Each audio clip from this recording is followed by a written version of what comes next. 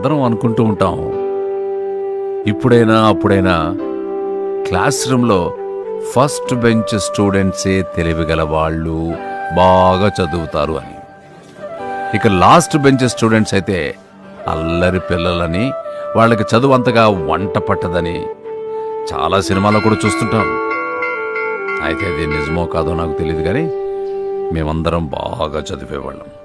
కానీ బ్యాక్ బెంచ్లో కూర్చున్న కొంతమంది అల్లరి చేసేవాళ్ళు. దాంతో క్లాస్ కొంచెం డిస్టర్బ్ అయ్యేది. మాస్టర్ పాఠం చెబుతుంటే వాళ్ళు వినకుండా గిల్లి కజ్జాలు పెట్టుకునేవాళ్ళు.